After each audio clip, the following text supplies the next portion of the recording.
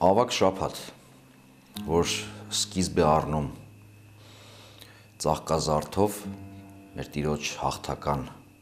մուտքով Երուսաղեմ և եզրափակվում է հաղթական հարությամբ։ Եվ այս երկու հաղթանակների միջանկյալ հատվածը տառապանք է, խաչի ճանապարհ, թվացյալ ձախողում և պարտություն։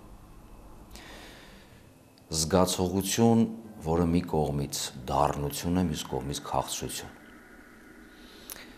Մի կողմից տխրություն է, մյուս կողմից ուրախություն։ Տեսարանը միջանկյալ մեկն է, խաչի տեսարանը։ Խաչի տեսարան, որը ծնվում է աշխարհի ատելությունից, մյուս կողմից Աստծո անսահման սիրուց։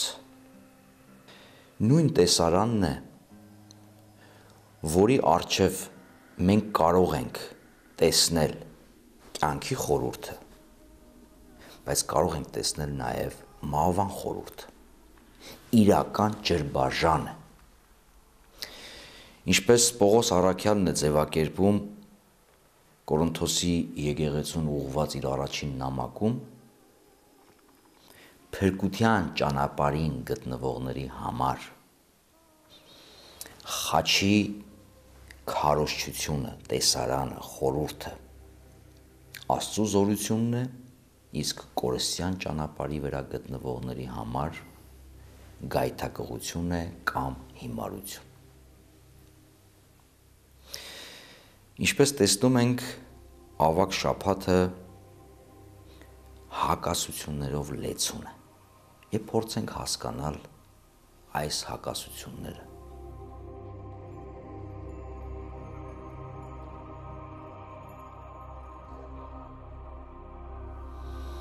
Նախ,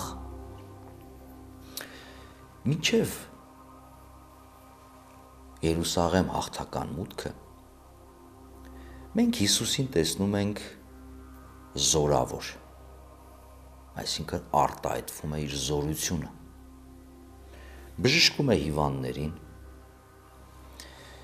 ստիպում է, որ դիվական աշխարհը նահանջի, զսպում է բնության տարերքը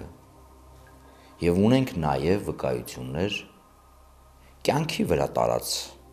հաղթանակի և այդ զորավոր ներգործության, հարության դրվագները։ Տեսնում ենք Հիսուսի իմաստությունը, որը իր շուրջն է հավաքում մարդկանց հսկայական բազմություն և հատկապես իր անմիջական խումբը, որ այս զորության և իմաստության առջև Հիսուսին ճանաչում են որպես ուսուցիչ, մարգարե, փրկիչ, Աստծո որդի, ազատարար և իշխանությունը, որը հատկապես իր հակառակորդներին հանգիստ չէր տալիս, ինչ իշխանությամբ ես այս ամենը անում։ Բայց չարչարանքների ժամանակ մենք տեսնում ենք, որ ոչ գործադրվում է այս իշխանությունը, ոչ զորությունը, իսկ իմաստության պարագային մենք տեսնում ենք, որ Հիսուս լուռ, ինչպես Եսայի մարգարեության մեջ ենք կարդում, անմռունչ գնում է սպանդի։ Ուր կորավ այս զորությունը, որ իշխում էր մահվան, մեղքի, դիվական աշխարհի, բնության տարերքի վրա։ Եվ ինչու է լուռ։ Բայց առեղծվածը, խորհրդավորությունը շատ ավելի արմատական է։ Ուր է Աստված Հիսուսի չարչարանքների ժամանակ։ Այն Աստված, որին Հիսուս այդպես մտերիմ էր զգում, որ անվանում էր Աբբա, այսինքն սիրելի հայր, և իր ամբողջ հրապարակային գործունեության ժամանակ անընդհատ խորասուզվում էր աղոթքի մեջ, այսպես ցույց տալով հայր-որդի այդ եզակի և սերտ կապը։ Ուր է Աստված, որ մկրտության եւ այլակերպության պահին երկնքից հնչող ձայնի միջից իդեմս Հիսուսի ճանաչում է որպես իր սիրելի որդու։ Եվ ի վերջո, երբ Հիսուս խաչի է դատապարտվում, սա ընկալվում է որպես անեծքի դատապարտություն, որովհետև անիծված էր այն մարդը, ով կախված էր երկնքի և երկրի միջև, որ նշանակում է մերժված է և երկնքի կողմից, և երկրի կողմից։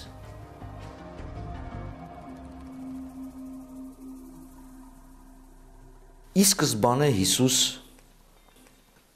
ցույց է տալիս իր անսահման հավատարմությունը Աստծուն,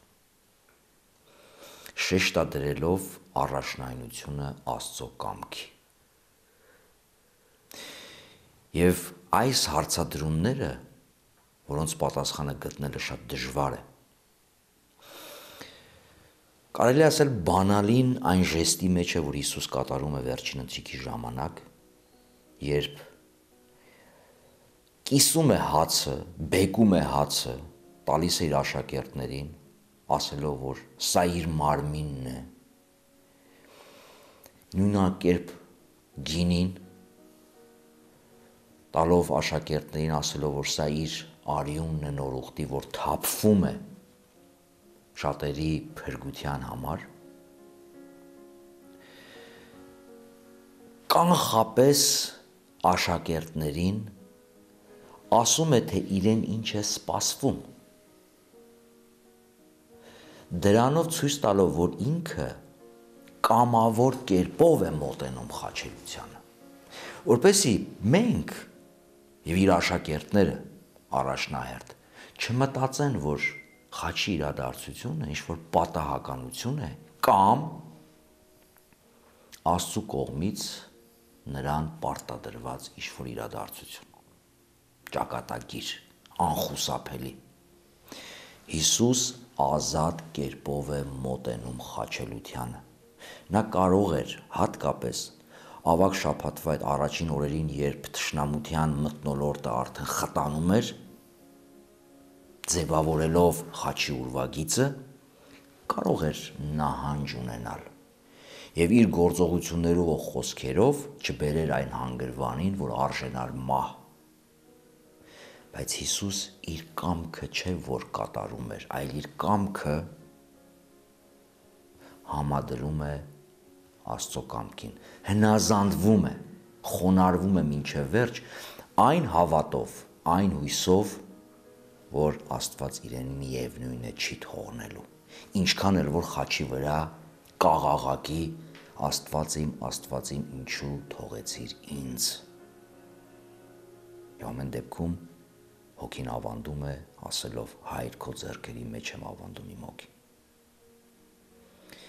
Ուրեմն Հիսուս այս ամբողջական հավատ վստահությունը ուներ Աստծո հանդեպ, բայց սա մեր կյանքն է։ Եվ մենք տեսնում ենք նաև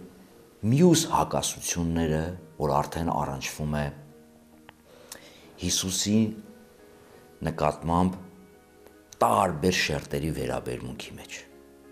Նախ, Հիսուսին դիմավորում են օվսաննաներով, բայց հետո տանում են խաչելության, ապա զղջման և ապաշխարության։ Այն բազմությունը, որ դիմավորում է Հիսուսին, Սաղմոս 117-ի խոսքերով օրհնյալ ես դու, Օվսաննա, որ գալիս ես Տիրոջ անունով, այս բացականչության հագուստները նրա ավանակի վրա փռելով և նրա առջևը փռելով, ձիթենու ճյուղեր թափահարելով, սրանք նշաններ էին, որոնցով արտահայտում էին իրենց խոստովանությունը, որ Հիսուս Տեր է, թագավոր է, իրենք պատրաստ են հնազանդության և անցնելու այն ճանապարհով, որ Հիսուս անցնում է։ Հնագույն ժամանակներում այսպես դիմավորում էին թագավորներին, որոնք քաղաք էին մտնում, հատկապես ուժի ցուցադրություն ձիերի մարտակարգերի ուրեմն վրա հեծած։ Եվ երբ զգեստներ էին փռում, ճյուղեր էին թափահարում, դրանով ցույց էին տալիս իրենց հարգանքը, վստահությունն ու հնազանդությունը այդ թագավորներին։ Եվ հիմա այս նշանները մենք տեսնում ենք Հիսուսի հաղթական մուտքի ժամանակ։ Հիսուս Երուսաղեմ է մտնում ոչ թե զորավոր նշաններով, որովհետև ավանակի վրա նստած քաղաք մտնելը զորավոր նշան չէր, այլ նշանների զորությամբ։ Սրանք բոլորը նշաններ էին, որոնք բացահայտում էին իր եւ իր թագավորության բնույթը։ Այս քաղաքը, որ Հիսուսին դիմավորում է օսանաներով, կարճ ժամանակ հետո, մի քանի օր հետո անմիջապես կփոխի իր կերպարանքը։ Եվ արդեն նույն քաղաքը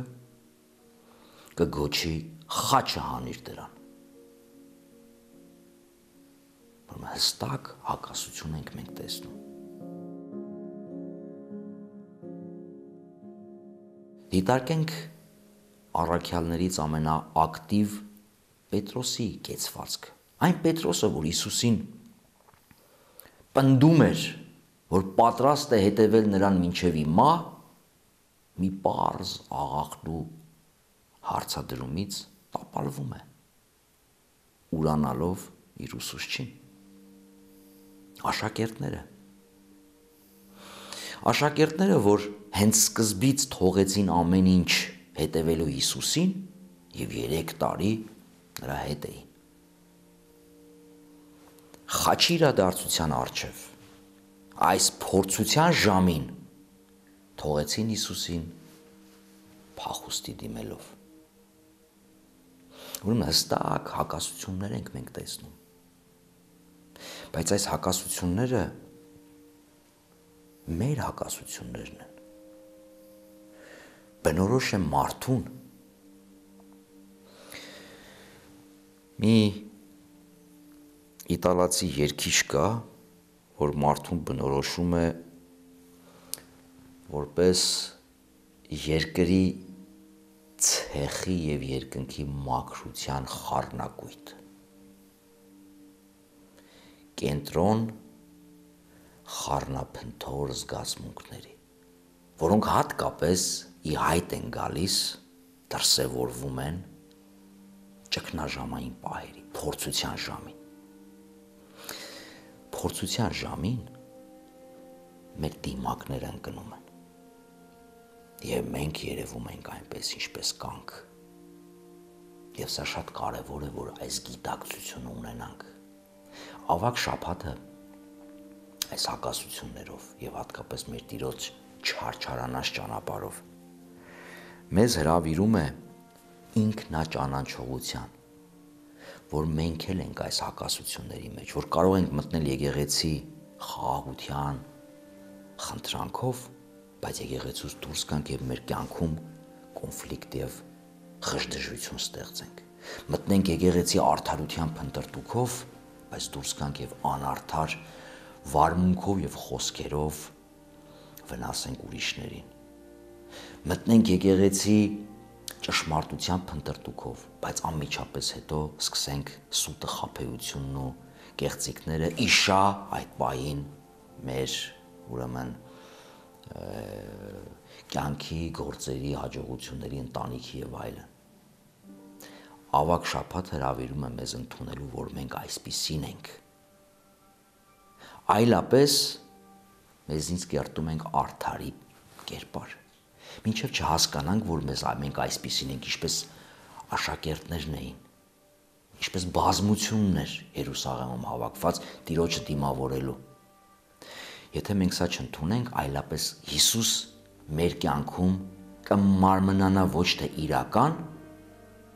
այլ երևութական, ինչը երետիկոսություն է և նզովքի տակ։